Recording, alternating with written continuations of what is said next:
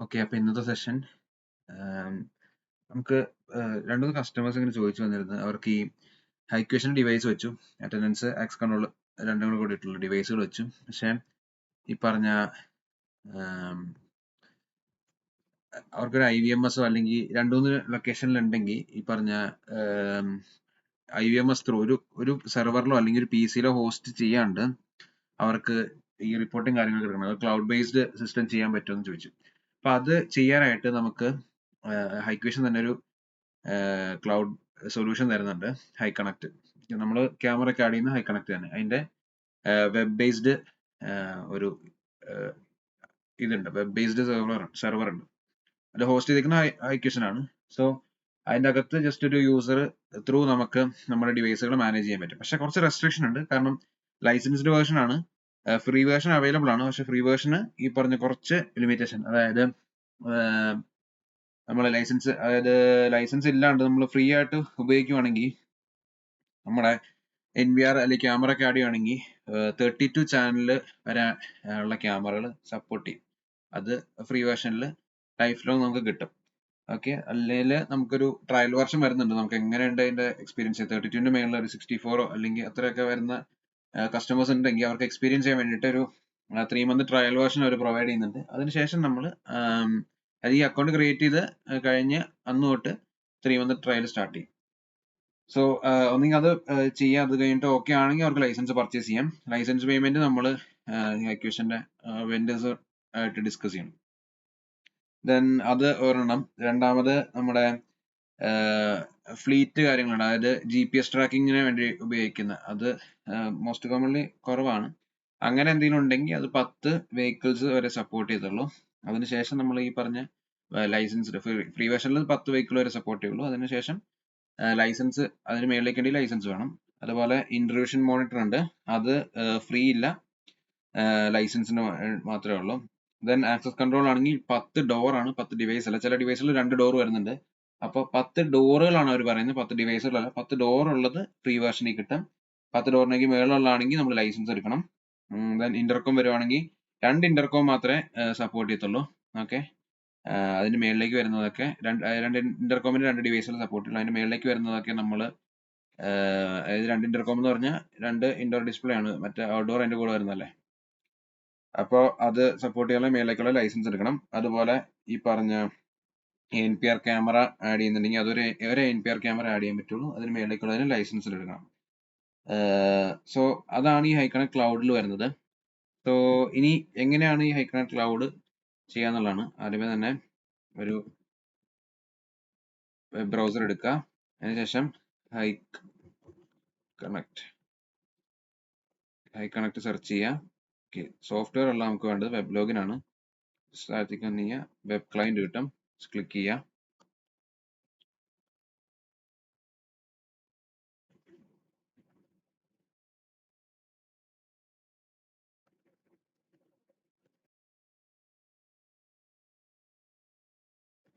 Okay, അതിനുശേഷം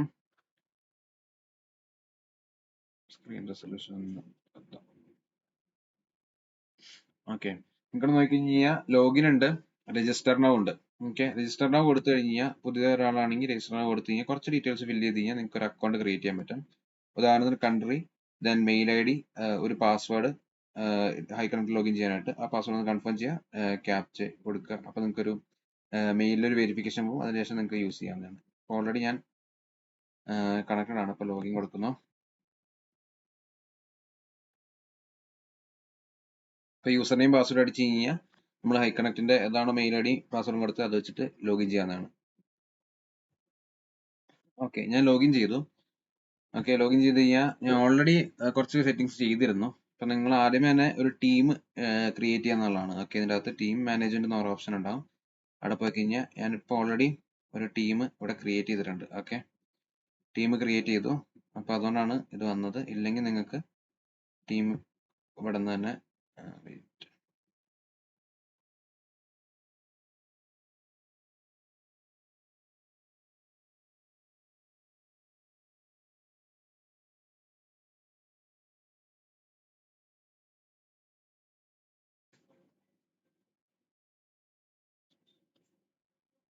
അവിടുത്തെ ചോദിക്കും ടീം ക്രിയേറ്റ് ചെയ്യണോ എന്നുള്ളത്. ഡിഫോൾട്ടായിട്ട് നമ്മൾ ലോഗിൻ ചെയ്ത് വരുമ്പോൾ ചോദിക്കും, ആദ്യമായിട്ട് ലോഗിൻ ചെയ്യും. ഇപ്പോൾ ഓൾറെഡി ഞാൻ ഒരെണ്ണം ക്രിയേറ്റ് ചെയ്തിട്ടുണ്ട്. ക്രിയേറ്റ് ചെയ്യണമെങ്കിൽ ഇവിടെ നമ്മുടെ ടീം മാനേജ്മെന്റിൽ പോവാം. അതിൽ ആഡ് കൊടുത്തു കഴിഞ്ഞാൽ കുറച്ച് ഡീറ്റെയിൽസ് കാര്യങ്ങൾ കൊടുക്കുക, ബേസിക് ഇൻഫർമേഷൻ ആണ്. അതിനുശേഷം താഴത്തേക്ക് പോവുക, ഏതൊക്കെ പെർമിഷൻ ആണ് വേണ്ടത് ഒക്കെ എനേബിൾ ചെയ്യുക. അതിനുശേഷം ആഡ് കൊടുക്കുക. ഓക്കെ, അതിനുശേഷം നിങ്ങൾ ഡിവൈസ് ലിസ്റ്റിൽ വന്നു കഴിഞ്ഞാൽ നമുക്ക് സാധാ ആഡ് ചെയ്യുന്നവര് തന്നെ നിങ്ങൾക്ക്, ഞാനിപ്പോൾ ഒരു ഗ്രൂപ്പ് ഉണ്ടാക്കി ടെസ്റ്റ് എന്ന് പറഞ്ഞ് ഇതിലിപ്പോൾ ആഡ് ചെയ്യാനായിട്ട് ആഡ് കൊടുക്കാം. ഓക്കെ, മാനുവലി നിങ്ങൾക്ക് ആഡ് ചെയ്യാം, അല്ലെങ്കിൽ ലാൻ ത്രൂ ആഡ് ചെയ്യാം. ലാൻ ത്രൂ ആഡ് ചെയ്യണമെങ്കിൽ ഒരു പ്ലഗിൻ ഇൻസ്റ്റാൾ ചെയ്യണം, ഈ കാരണം ക്ലൗഡായിട്ട് കണക്ട് ചെയ്യാനായിട്ട്. സോ ഞാൻ മാനുവലി ആഡ് കൊടുത്തു. മാനുവലി ആഡ് ചെയ്യുമ്പോൾ സീരിയൽ നമ്പർ ചോദിക്കും, നമ്മുടെ ഡിവൈസിന്റെ സീരിയൽ നമ്പർ. ഞാൻ ഇപ്പോൾ ഒരു AMF ആണ് ആഡ് ചെയ്യുന്നത്. സീരിയൽ നമ്പർ കൊടുക്കുക. എൻ്റെ വരുന്നത്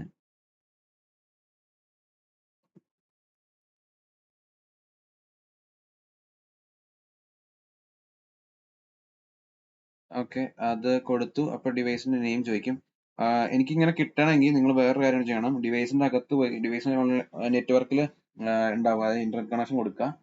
രണ്ടാമത്തെ കേസ് ഡിവൈസിന്റെ അകത്ത് ഈ നെറ്റ്വർക്കിന്റെ അകത്ത് തന്നെ ക്ലൗഡ് എനേബിൾ ചെയ്യണം. ഹൈ കണക്ട് ക്ലൗഡ് എനേബിൾ ചെയ്യാനുള്ള ഓപ്ഷൻ ഉണ്ട്, അത് എനേബിൾ ചെയ്യാം. ഓക്കെ, എന്നിട്ട് ഒരു വെരിഫിക്കേഷൻ കോഡ് അവിടെ കൊടുക്കാം. ഞാൻ ഡിവൈസിന് പേര് കൊടുത്തു. വെരിഫിക്കേഷൻ കോഡ് ഞാൻ ഓൾറെഡി കൊടുത്തിട്ടുണ്ട്, അത് എനേബിൾ ചെയ്തു. യൂസർ നെയിം കൊടുക്കുക, പാസ്വേഡ് കൊടുക്കുക.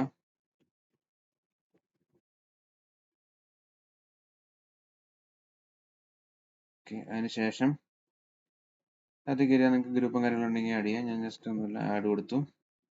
നമുക്ക് ആ ഡിവൈസ് ലിസ്റ്റ് ചെയ്യും, അതുപോലെ ഓൺലൈൻ എന്ന് പറഞ്ഞു കാണിക്കും. സാധാ എങ്ങനെയാണോ നമ്മുടെ IVMSലൊക്കെ ആഡ് ചെയ്യുന്നത് അതുപോലെ തന്നെ ഇവിടെ കാണിക്കും.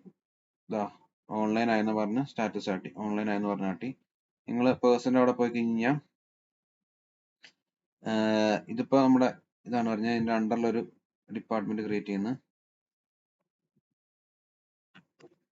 ജസ്റ്റ് ഒരു പേര് കൊടുക്കുന്നു, ആഡ് കൊടുത്ത്. ഓക്കെ, ഈ ഡിപ്പാർട്ട്മെന്റിലേക്ക് ഞാൻ എൻ്റെ ഡിവൈസിൽ നിന്നുള്ള എംപ്ലോയീസിനെ ആഡ് ചെയ്യുന്നു, സാധാ ആഡ് ചെയ്യുന്ന കാര്യം തന്നെ. ഇമ്പോർട്ട് പേഴ്സൺ ഫ്രം ഡിവൈസ് ആണ്. ഓക്കെ, ക്ലിക്ക് ചെയ്യുന്നു. അതിനുശേഷം എൻ്റെ ഡിവൈസ് സെലക്ട് ചെയ്യുന്നു. താഴത്തേക്ക് വന്നു കഴിഞ്ഞാൽ ഡിപ്പാർട്ട്മെന്റ് സെലക്ട് ചെയ്യാൻ ഓപ്ഷൻ ഉണ്ടാവും. അതിൽ ഞാൻ എപ്പോൾ ഉണ്ടാക്കിയ ഡിപ്പാർട്ട്മെന്റ് സെലക്ട് ചെയ്തു, ഇമ്പോർട്ട് കൊടുത്തു. ഒന്ന് വെയിറ്റ് ചെയ്യുക, ഇമ്പോർട്ടിങ്.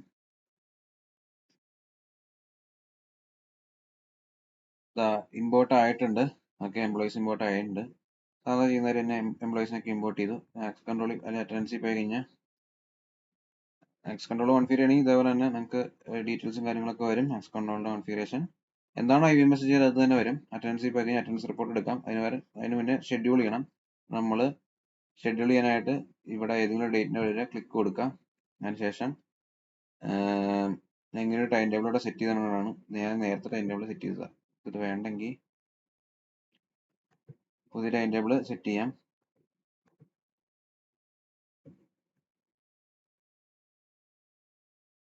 ഞാൻ ആ ടൈം ടേബിൾ തന്നെ സെറ്റ് ചെയ്യുന്നു. എന്നിട്ട് പേഴ്സൺ എടുക്കുന്നു, സെലക്ട് ഓൾ പേഴ്സൺ കൊടുക്കുന്ന എല്ലാവർക്കും ബാധകമാണ്. ആഡ് കൊടുത്തു, എല്ലാവരും വന്നു.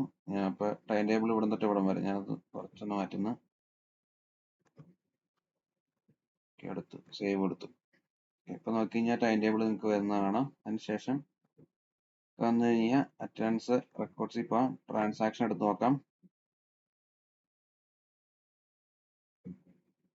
ഡിവൈസ് സെലക്ട് ചെയ്തു, ശേഷം ഡിപ്പാർട്ട്മെന്റ് സെലക്ട് ചെയ്യുന്നു. അതിനുശേഷം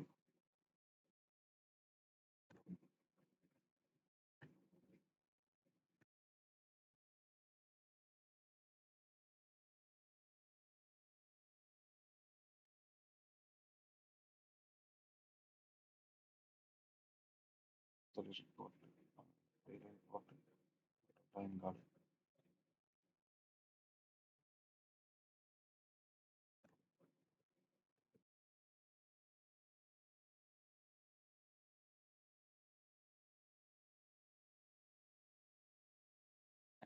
കാൽക്കുലേറ്റ് ചെയ്തു. ഡീറ്റെയിൽസും കാര്യങ്ങളൊക്കെ ഇവിടെ വരും. ഹാർഡ് വർക്ക് ചെയ്ത പഞ്ച് ചെയ്ത ടൈമും കാര്യങ്ങളൊക്കെ കിട്ടും.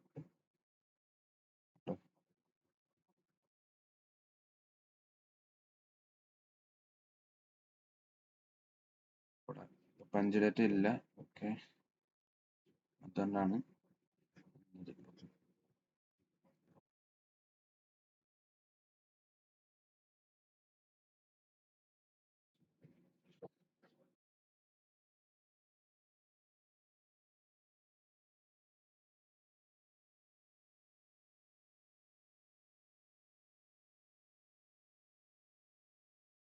ഓക്കെ, അപ്പൊ നമുക്ക് അങ്ങനെ റിപ്പോർട്ട് എടുക്കാൻ പറ്റും. അപ്പൊ ക്ലൗഡ് ത്രോ ആണ് ഇതിപ്പോ. ഞാൻ ഇവിടുന്ന് ലോഗ് ഔട്ട് ചെയ്ത് ഓക്കെ വേറെ ഏതെങ്കിലും പി സി പോയി ലോഗിൻ ചെയ്യുന്ന വിചാരിക്കാം. ഉദാഹരണത്തിന് ഞാൻ ഇതിന്റെ തന്നെ ഇൻകോഗ്നിറ്റോ മോഡിൽ എടുത്ത് ഐ കണക്ട് വെബ്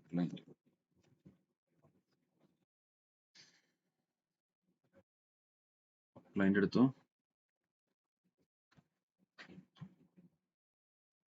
ലോഗിൻ ചോദിച്ചു.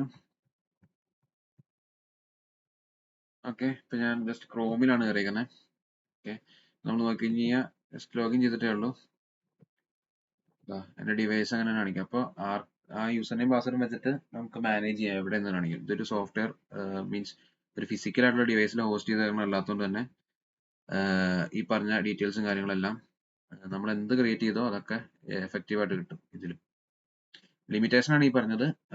ഇത്ര ലിമിറ്റേഷൻസ് ഉണ്ട് ഇതിനകത്ത് ചെയ്യാനായിട്ട്. ഓക്കെ, സോ അത് നമുക്ക് ഫിസിക്കൽ ഒരു ഡിവൈസ് ഇല്ലാണ്ട് തന്നെ നമുക്ക് ഈ സാധനം ആക്സസ് ചെയ്യാൻ പറ്റും. ഓക്കെ, അപ്പൊ അത്രേ ഉള്ളൂ ഇന്നത്തെ സെഷൻ. Thank you.